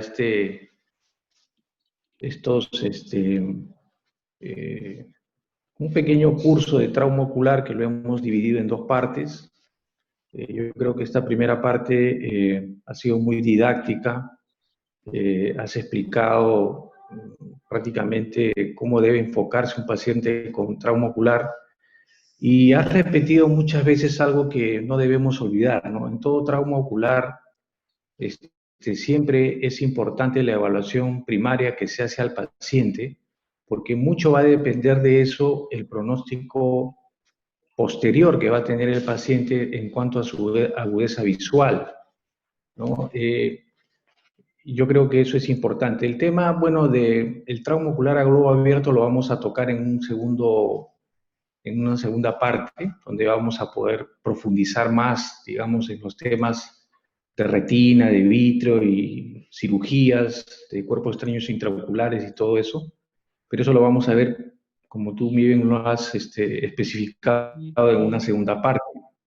Ahora, es importante, además, tener en cuenta que el manejo del trauma ocular, sobre todo en lo que es nuestro país y el instituto, estamos viendo de que es un abordaje de varias disciplinas, ¿no? O sea, en heridas corneales, muchas veces es importante que participen los especialistas en polo anterior, lo mismo cuando hay problemas en el iris. La sutura escleral también es importante que sea manejado correctamente. Y es lo que ha repetido constantemente, ¿no? Que el cierre primario es fundamental en los casos de estos pacientes. Ahora, en otros países sé de que prácticamente un solo cirujano maneja todo esto cuando le llega un caso como el que has mostrado. Lo que hacen es cerrar la córnea, reparar el iris si hay algo que reparar, si hay que limpiar restos de cristalino que han sufrido por el trauma. Todo se va haciendo, el mismo médico hace todo en el acto, y si hay que ingresar al polo posterior también lo hace, ¿no? Pero eso es un poco difícil que lo hagamos en nuestro instituto, porque nuestro instituto está justamente dividido en subespecialidades. Entonces, todas las subespecialidades van a participar en, digamos, en la ayuda de reparar lo que hay que reparar. Y también, no solamente es el tema de reparar, sino si, por ejemplo, tiene heridas palpebrales, el cirujano plástico puede intervenir para poder dejar también una situación estética en lo posible, lo mejor, ¿no? Que se pueda dejar al paciente. Entonces, la conclusión es que en este tipo de traumas, lo que es un manejo interdisciplinario entre todas las subespecialidades que tenemos a la mano, y todos debemos, digamos, participar para beneficio del paciente, ¿no? Si hubiera alguna pregunta para poder resolverlo. Sí, doctor. Acá hay una pregunta del doctor Ricardo Alarcón, que nos dice, ¿qué tan frecuentes son las oclusiones vasculares retinianas luego de un trauma ocular contuso? Bueno, en el instituto no hemos visto que sea tan frecuente, ¿no? Una oclusión vascular después de un trauma contuso. No se ha reportado la frecuencia alta. Pero sí en algunos estudios sí se han llegado a reportar, ¿no? Hasta un 30 o 40%, si no me equivoco. Bueno, lo que sí pudiera aportar en ese aspecto de que tanto podría afectar un trauma ocular contuso, generalmente no se observa con mucha frecuencia que hagan trombosis de una vena central por efecto del golpe, ¿no? Al contrario, lo que se ve es lo que has mostrado, ¿no? Las conmociones retinales son muy frecuentes, más que las obstrucciones de vena o obstrucciones de arteria, que también podrían producirse por el impacto, el golpe en el ojo. Ahora, también hay que tener en cuenta ahí de que elementos pequeños pueden producir grandes afecciones en el ojo, mientras que los elementos grandes pueden producir menos afecciones en el ojo. ¿Y esto por qué? Porque los elementos grandes, supongamos una pelota, tiene la protección de la órbita. La órbita va a proteger al globo ocular de objetos que son de mayor tamaño, mientras que los objetos pequeños sí van a producir, parece mentira, mayor daño porque pueden perforar el ojo, pueden provocar laceraciones. Por ejemplo, recuerdo muy bien algunos niños que hemos visto en el instituto que en el colegio, por ejemplo, jugando, le tiran el lápiz y la punta del lápiz ingresa al ojo y le produce un trauma severo a la criatura. Entonces vemos que estos elementos pequeños sí son capaces de producir grandes afecciones en el ojo, ¿no? Eso es importante recalcarlo. Doctor, acá hay otra pregunta de Katia Rolando, ¿no? Nos dice, quisiera preguntar sobre vitrectomía parplana en trauma temprano versus tardía. ¿Qué opinan? Bueno, el tema no es el de hoy, porque solamente estamos Eso lo vamos a tocar en la parte 2. Claro, la parte 2, pero de todas maneras, quisiera que su pregunta sea más específica, o sea, la vitrectomía, ¿en qué sentido? ¿Cuerpo extraño intraocular? ¿Hemovitro? ¿Cuál sería la pregunta más específica para poder contestarle a la doctora? Hay otra pregunta del doctor Jordi. ¿Indican corticoterapia cuando hay exposición de uvea para disminuir el riesgo de oftalmía simpática? ¿En qué dosis dan los corticoides? ¿Por cuánto tiempo desfocalizan al paciente? Bueno, el riesgo de oftalmía simpática se va a ver más que todo el pronóstico en cuánto tiempo este paciente ha estado con la uvea expuesta, ¿no? No es lo mismo que haya sido temprano o que haya estado una semana o 2 semanas. Eso nos va a dar un mayor riesgo. Lógicamente, si encontramos un tejido uveal que esté ya necrótico, tenemos que reseccionarlo. Si encontramos que el tejido uveal esté conservado, hay que reintroducirlo. Y si efectivamente damos antibiótico-terapia y corticoterapia, dependiendo del grado de inflamación. A veces lo damos cada hora, cada 2 horas, si lo merita el caso, o mayormente cada 3 o cada 4 horas. Va a depender del paciente, de cada paciente, ¿no? Bueno, en ese tema respecto a la corticoterapia, hay que tomar en cuenta de que no todos los casos son iguales, o sea, no se pueden manejar a todos los pacientes bajo un esquema estricto. Es lo que quería indicar. Cada paciente, de acuerdo a cómo llegue y de acuerdo también a la extensión, digamos, tiene que ser manejado. En el caso por ejemplo, y como bien lo has explicado tú con las técnicas y todo lo que se debe hacer, si nosotros vemos, lógicamente, si hay uvea expuesta en grandes cantidades, probablemente esta pueda producir una oftalmía simpática en el futuro. Pero mire, realmente yo durante todo el tiempo que tengo de experiencia como retinólogo, realmente no he visto oftalmías simpáticas producidas por trauma. Solo vi un caso, recuerdo muy bien que fue por un cuerpo extraño intraocular, que hizo una oftalmía simpática después de 3 años, creo, de haberse resuelto su problema. En ese caso, lógicamente, usamos corticoides por vía oral, ¿no? También por vía local, pero todo va de acuerdo a su peso, ¿no? Generalmente indicamos 2 miligramos por kilo de peso y vamos viendo el protocolo que generalmente damos por 7 días por 2 miligramos por kilo de peso, y dependiendo de la respuesta podemos seguir con ese esquema y luego irlo bajando poco a poco a través del tiempo, ¿no? Ahora, hay casos realmente de oftalmía simpática que muchas veces va a necesitar de pronto pulsos de corticoides para poder bajar la inflamación, ¿no? Pero depende de eso.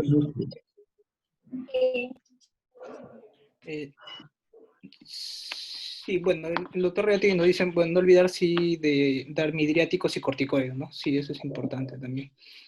Y el doctor Fernando Silva nos dice un comentario acerca de la inyección intravítrea de antibiótico y corticoide, ¿no? Hay reportes que hablan de la toxicidad de moxifloxacino en cámara anterior. Por lo general, en el instituto siempre damos moxifloxacino con dexametasona, cameral, ¿no? Moxifloxacino solo no utilizamos muy frecuente, solo intracameral. Buenas noches, Eduardo. Sí, doctor Edson, ¿qué tal? ¿Cómo está? Muy buenas noches. Buenas noches, doctor Dueñas. Quería justo hacer una participación en ese tema. Qué gusto escuchar. Acá, doctor Cusco. Quería comentar acerca de lo que acaban de mencionar. 2 cosas. En base a la pregunta que hablaban de vitrectomía temprana versus vitrectomía diferida, cuando yo hice la revisión del tema, la mayoría de artículos recomienda siempre la vitrectomía temprana, pero todos los artículos mencionaban, dadas las condiciones ideales. ¿De qué estamos hablando? De equipamiento y de personal capacitado. Si nosotros tenemos un trauma ocular, por ejemplo, aquí en Cusco, y tenemos el equipamiento y tenemos al personal capacitado que pueda hacer una vitrectomía y una cirugía pronta, se recomienda hacer la cirugía del cierre y del manejo del hemovitro o del cuerpo externo intraocular. Pero si estamos en una zona más alejada, no estamos en Lima, entonces lo que se recomienda es el cierre primario y diferir la cirugía a un segundo momento donde haya un retinólogo, un personal capacitado y un equipamiento adecuado.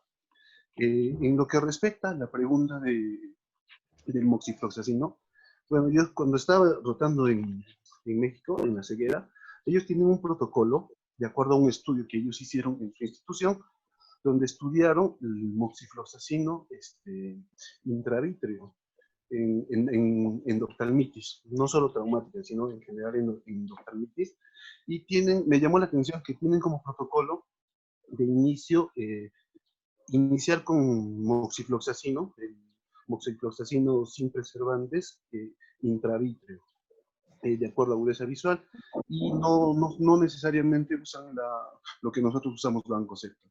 Entonces sí está recomendado usar moxifloxacino en cirugías de catarata intracameral o en traumas, podemos usar también intravítreo.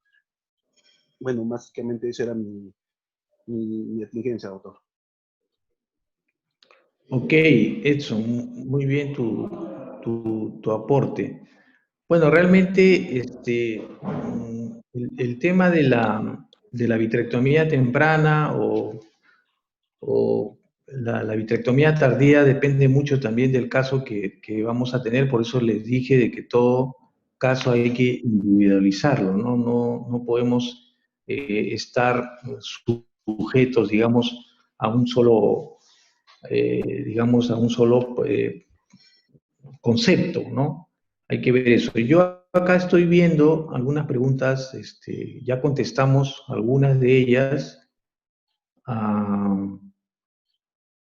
Hay una pregunta de la doctora Rolando, Katia Rolando, que dice, ¿qué opinan con respecto al uso de antibióticos endovenosos? ¿Qué recomiendan muchos artículos en togas versus los antibióticos orales? ¿Qué opinan? Refiere la doctora para contestarle esa pregunta. Yo imagino que la doctora se refiere a un problema de endoftalmitis o se refiere a una de inyectar antibióticos en forma profiláctica. No creo que sea ese el tema, debe ser por un tema de endoftalmitis. Sí, doctor.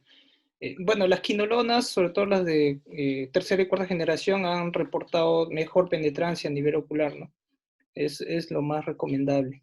Por eso que incluso en el lino le damos siempre ciprofloxacino de 750 y, bueno, cobertura con moxifloxacino, ¿no? Tópica.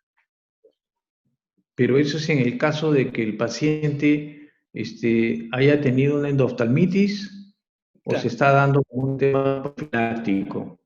Profiláctico lo dejamos la ciprofloxacina. ¿Por cuántos días? Por lo menos hasta que suba a sala y después, si es abierto, en una semana. 7 a 10 días, ¿no? De 7 a 10 días, ¿no? Ese generalmente es el protocolo que manejamos en el instituto. Otra pregunta de la doctora Janet Sotomayor refiere qué tipo de anestesia recomiendan en el TOGA, ¿no? Es una pregunta que creo que sí es importante aclararla. Sí. Si la puedes responder, si no te apoyo, Eduardo.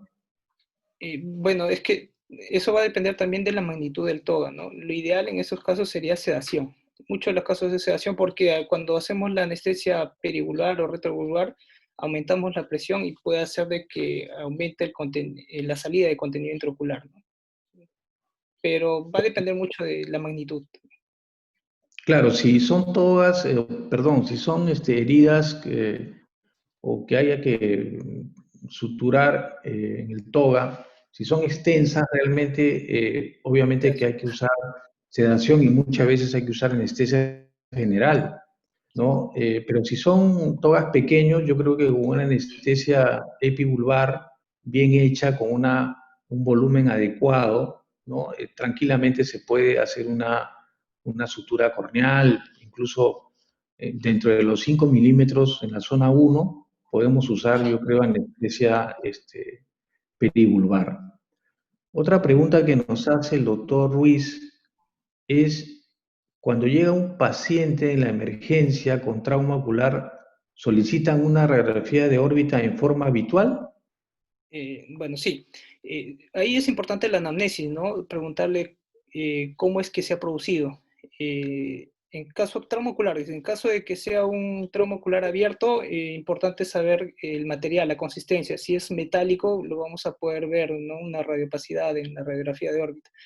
Ahora, si fuese cerrado y tenemos la sospecha de una fractura de piso de órbita, también lo podemos pedir. Sí se realiza.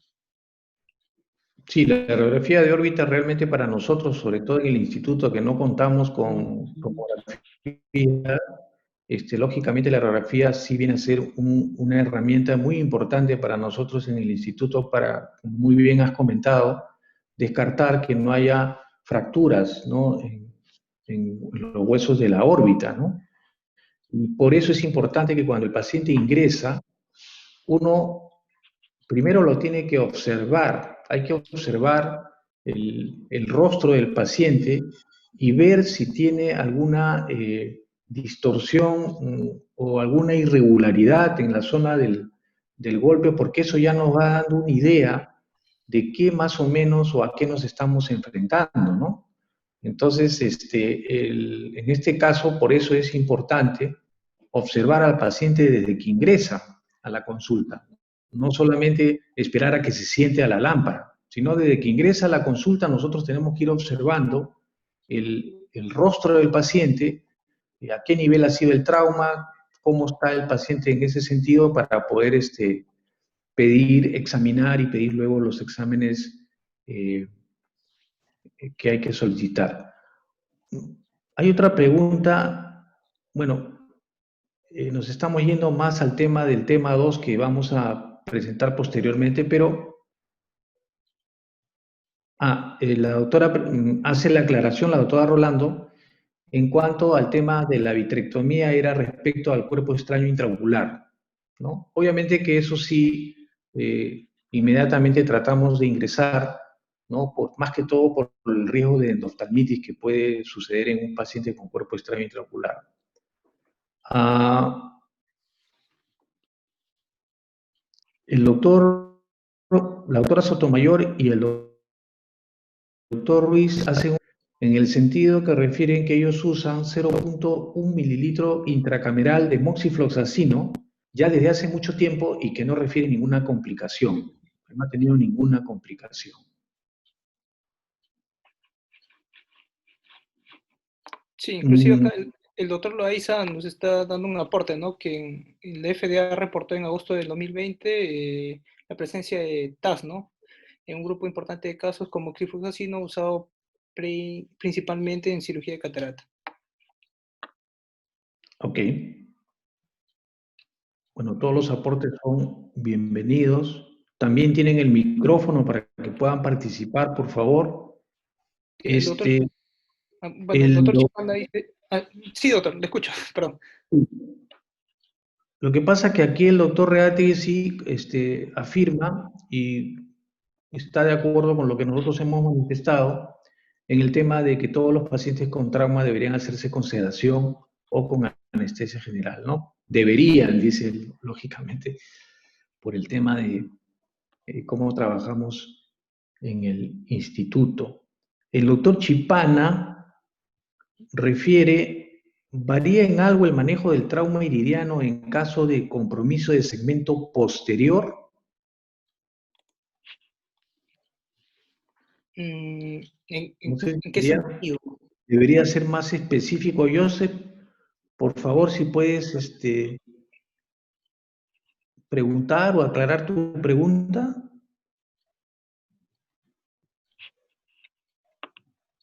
De repente se refiere si hay ruptura de cápsula posterior con prolapso vítreo. Bueno, ahí sí se tendría que diferir, ¿no? Primero hacer la vitrectomía y ya en último plano hacer la reconstrucción del iris.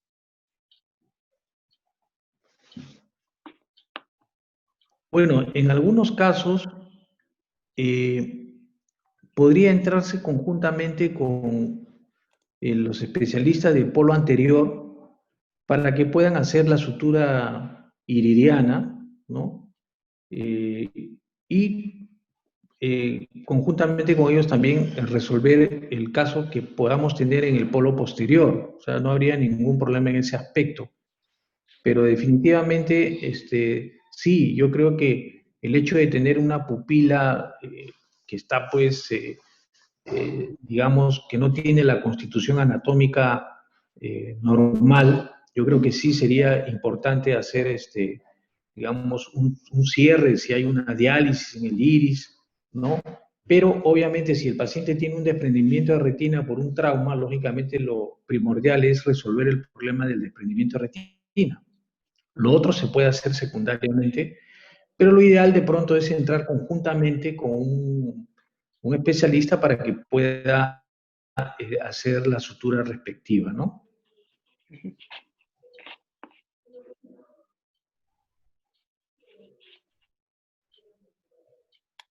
El doctor Escobedo refiere que el moxifloxacino se ha venido usando en varios estudios, sin embargo la FDA hizo una observación, lo que refiere el doctor Escobedo.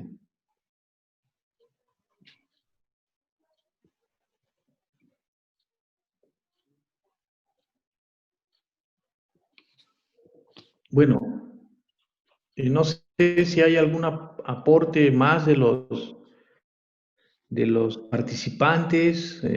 Son bienvenidos sus aportes o alguna pregunta. Si no, damos por finalizada esta charla. Doctor Diñas, ¿puedo...? Robinson. Doctor ¿Cómo Escobedo, está, ¿cómo maestro? está? Buenas Buenas noches. Puesto. Buena charla, Te doctor. estamos extrañando, Robinson. Como lo digo usted, no es importante la historia clínica. Eso nos va a orientar qué estructuras están dañadas y qué es lo que debemos hacer, ¿no? Otra cosa que usted ya mencionó es la radiografía de órbita, como ya lo mencionaron, si hay fractura de piso de órbita o si en cuerpo estadio intraocular. En Argentina hace algunos años lo usaban de manera rutinaria para descartar cuerpo estadio intraocular. En el IMES hizo una revisión de cuerpo estadio intraocular en el 2005. En 6 años hubo 92 cuerpos estadio intraoculares, de los cuales no hubo contaminación. Solo hubo que tuvo endoftalmitis y otro hizo endoftalmitis en el transcurso. Usualmente estos cuerpos intraoculares no, por alta velocidad terminan estériles. Sobre el uso de antibióticos o no, hay artículos que mencionan, ¿no? Pero no es una cosa contundente. Lo usamos usualmente cuando la herida es abierta y hay compromiso de piel, antibióticos. Lo que sí es importante el seguimiento, ¿no? Lo que vivo con esto, ¿no? Paciente que tiene trauma ocular, le han puesto intravítrea.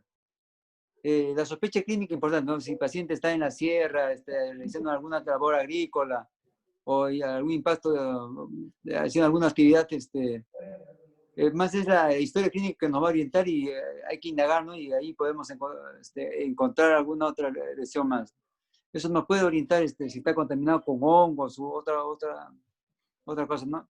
Es importante, como ya ustedes mencionaron, este es un desafío constante. Elino tiene bastante experiencia en estos casos, ¿no? Y lo que quería agregar, ¿no? Es la evaluación minuciosa, importante, ¿no? Una evaluación minuciosa del segmento anterior, del segmento posterior. Lo ideal sería usar un ATAC, como lo hacen en Europa, para poder detectar si el cuerpo está intraocular en la órbita, que probablemente hace este otro. Si hay otras lesiones más, un ATAC, digo que está recomendado cuando hay cuerpo está intraocular. Ese es mi aporte. Gracias. Bueno, es correcto lo que has manifestado. El instituto pues tiene sí mucha experiencia en el caso de manejo de trauma ocular, bueno, porque recibimos pacientes de todos sitios referidos, ¿no? Ya ha mostrado la estadística Eduardo. Y también quería mencionar, sí, hay un artículo que salió en el Ophthalmology en la guerra que se produjo en Irak, y mencionaban que por la velocidad del cuerpo extraño que ingresaba al ojo y el calor que se producía, prácticamente no hacían endoftalmitis, ¿no? Porque prácticamente el cuerpo extraño que ingresaba por el calor prácticamente eliminaba todas las bacterias que podían ingresar al ojo. Eso es a lo que se refería el doctor Escobedo, ¿no? Cuando hizo su intervención. Y acá pregunta el doctor Héctor Núñez, en caso de uso intravítreо de moxifloxacino, ¿cuál sería la dosis? Refiere. Edson, tú comentaste que en la experiencia que estuviste en México colocaban moxifloxacino intravítreo para las endoftalmitis. ¿Sí, me escuchan? Sí, ¿tienes la dosis? ¿Qué dosis se le aplica? Es 0.1 de la dosis que tenemos en gotas. Y sin un Claro. interés comercial, generalmente el moxifloxacino viene al 0.1, si no me equivoco. Entonces, el Vigamox es el ideal porque no tiene preservante. Entonces, cargamos 3 gotas en una jeringa de 1, que viene a ser exactamente 0.1 ml, y eso ponemos intravítrea. O sea, 0.1, que son 3 gotas en una jeringa de 1 cc. Ya, pero también conozco de que lo jalan directamente, o sea, tienen el gotero, ingresan con una aguja y jalan ese 0.1 de la misma botellita del mismo gotero, ¿no? Para poder luego, se cambia la aguja y se inyecta al ojo. ¿Es correcto, no? Y generalmente lo que hacíamos con el doctor Illa, que es el que me ayudó con la dosificación, es por la parte, sacamos el émbolo de la jeringa de 1 cc Por la parte posterior hacemos gotear 3 gotas exactas y justo las 3 gotas van a tener 0.1 ml. Y como el doctor Ruiz está comentando ahorita, viene al 0.5. Entonces, inyectamos los 0.1 ml intravítrea y básicamente esa es la dosis. Ok, muy bien. Bueno, aquí hay una pregunta, pero no sé quién será la persona porque dice Asus TP4101. Manifiesta que en el SRC se recomienda moxifloxacino y cefuroxima, pero al no tener acceso a la cefuroxima en nuestro medio, el moxifloxacino viene a ser la mejor opción, siempre recordando que esta no debe tener preservantes. Bueno, tu comentario. Doctor Edson, creo. Sí, doctor, Comentario ¿sí? del doctor Edson García. Sí. En el estudio de la laptop, en el estudio europeo se recomiendan los antibióticos intracamerales, pero eso es en cirugía de catarata, recordemos. Entonces se recomienda cefalosporina y moxifloxacino. Sí, pero generalmente la escuela americana se inclina por la cefalosporina y la escuela europea por el moxifloxacino. Entonces, es dependiendo de la escuela. Generalmente nosotros usamos Moxi porque tenemos más en nuestro medio de alcance que moxifloxacino sin preservante. Perfecto. ¿Algún otro comentario? Pregunta, aportes. Si no, porque vamos a todavía responder las preguntas del diccionario. 6 participantes que están presentes, entonces por eso les preguntaba si había algún aporte o alguna pregunta. Bueno, acá un aporte de la doctora Sotomayor, ¿no? En los cuerpos extraños corneales, verificar pues que no haya signo de endoftalmitis, sí, efectivamente. Sobre todo el tiempo también en que haya sido producido. Claro, pero en este caso sería si el cuerpo extraño ha ingresado el espesor de la córnea, ¿no? Total, claro. Chequear si hay seide. Tal vez a manera de comentario yo quisiera hacer una recomendación para los residentes, que cuando estamos ahora en la etapa COVID viendo las emergencias, están viniendo bastantes cuerpos extraños y ahora como el residente y los staff que están de emergencias se hacen cargo de la primera cirugía del paciente, siempre traten de entrar para prevenir una vacoaspiración, porque con los residentes nos ha tocado ver varias veces ya que entran con un cuerpo extraño, aparentemente la cápsula está entera, pero solo en salas nos damos cuenta que la cápsula está rota. Y entonces es más complejo hacer la cirugía de la vacoaspiración con un 5E que con una irrigación y aspiración, por ejemplo, o incluso con una cuchilla de vitrectomía. De eso, como ya sabemos, la primera cirugía va a ser muy importante en cuanto al pronóstico de la visión de ese paciente.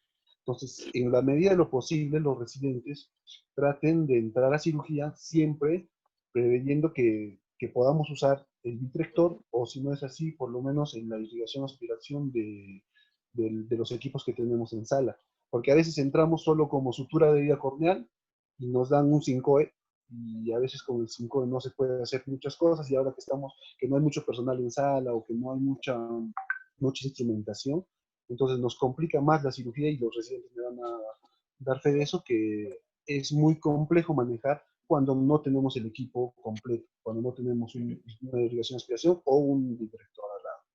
Básicamente ese era mi comentario. Bueno, ese es un tema interesante el que toca Edson, porque lógicamente en otros lugares obviamente tienen, digamos, otros protocolos de atención en el cual prácticamente tienen equipos ya preparados para poder entrar a cualquier hora del día, ¿no? Generalmente eso se produce en las clínicas particulares. Pero bueno, en nuestra institución lo primordial siempre es hacer un buen cierre primario, tratar de resolver el tema que tengamos en ese momento al frente. para luego hacer las interconsultas y decidir qué es lo que se va a hacer con el paciente posteriormente. Yo siempre recomiendo que cuando se va a hacer una vitrectomía anterior, porque de repente hay vitro en la cámara anterior por el propio trauma, siempre hay que hacerlo con un sistema cerrado, ¿no? O sea, debe haber dos ingresos. Un ingreso tiene que haber una cánula con irrigación y por el otro lado hay que introducir la pieza de mano del vitrector para poder hacer una buena vitrectomía, ¿no? Siempre hay que hacerlo con sistema cerrado. Es importante eso para poder hacer una buena vitrectomía anterior. Y si no tuviera cristalino y se hubiera roto la cápsula, entonces si hay vitro en la cámara anterior, debemos hacer una vitrectomía de la cámara anterior, pero también introducir la cuchilla hasta 1/3 del polo posterior para poder romper toda tracción que pueda existir en esa zona y evitar posteriormente desgarros periféricos de la retina. Entonces, cuando uno hace una vitrectomía en cámara anterior, no es solo vitrectomizar el vitro que hay en la cámara anterior, sino hay que vitrectomizar ese vitro de la cámara anterior y penetrar 1/3 del globo en la parte central para hacer una vitrectomía en esa zona, ¿no? Ese es un aporte, una recomendación que, a propósito del comentario del doctor Edson García. Tenemos aquí otra pregunta. ¿Con qué suturan esclera? Para que quede claro, pregunta el doctor Reati. Bueno, nosotros lo que hacemos, si es más próxima al limbo, utilizamos el nylon 9.0. Si ya va más hacia zona posterior, ya utilizamos Vicryl 8.0.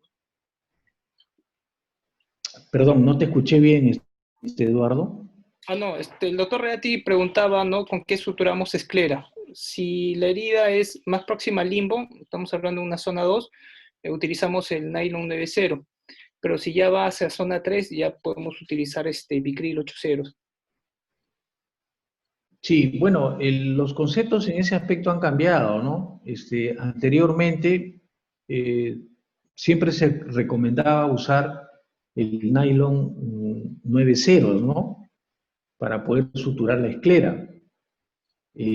Pero últimamente están suturando con Vicryl 7.0, ¿no? La esclera, y no hay ningún problema con la sutura. De todas maneras, esos dos conceptos son válidos, son válidos.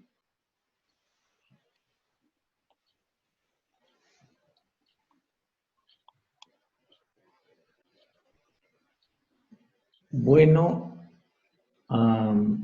Doctor, ¿le parece si vamos a las preguntas del pretest para responderlas? Sí, perfecto.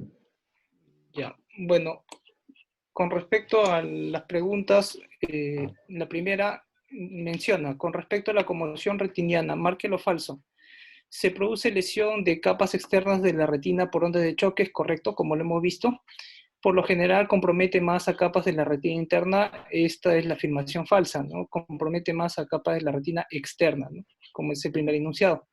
Si afecta polo posterior, ¿puede dar signo de mancha rojo cereza? Sí, es un signo patognomónico. Bueno, el signo de mancha rojo cereza ya lo sabemos que es más a la oclusión de arteria, ¿no? Pero en la literatura reportan con un pseudosigno de mancha rojo cereza en estos casos. ¿Se puede asociar hemorragia preretiniana y ruptura coroidea? Sí, y la mayoría resuelve en 3 a 4 semanas.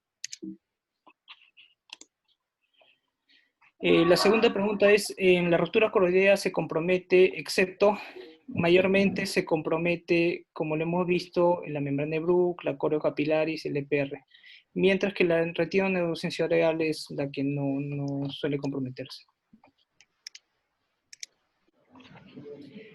Mecanismo asociado a corioretinitis esclopetaria, ya hemos visto y justo lo hemos ejemplificado con un casito clínico, ¿no? El paciente que tiene antecedente de lesión de órbita por proyectil de alta velocidad.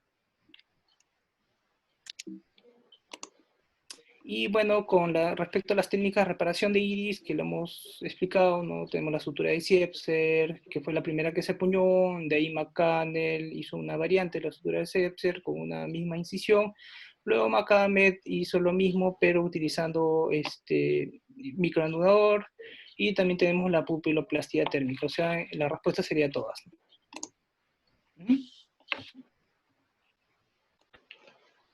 ¿Esas son todas las preguntas, Eduardo? Sí, doctor. 4 preguntas nomás. Bueno, muy bien. Entonces, si no hay mayores preguntas ni aportes, en nombre del Instituto Nacional de Oftalmología, agradecemos a todos los que han participado en esta primera parte de trauma ocular, porque ya viene, no recuerdo bien la fecha en que está programado la segunda parte de trauma ocular, donde más nos vamos a abocar a temas del polo posterior, ¿no? Yo creo que vamos a presentar algunos casos, videos y todo eso para poder discutir y sobre todo mostrar lo que hacemos en el instituto, ¿no?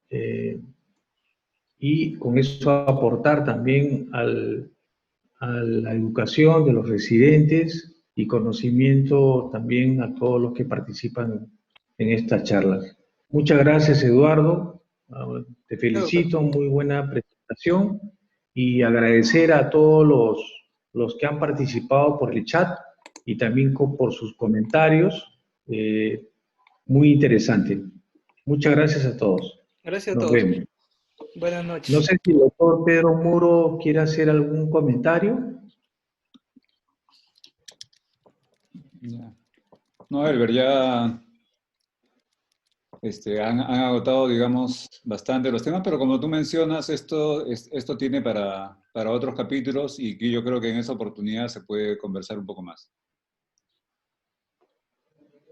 Ok. Muy bien, muchas gracias a todos y nos estamos viendo en el próximo tema de trauma ocular 2. Gracias. Gracias a todos.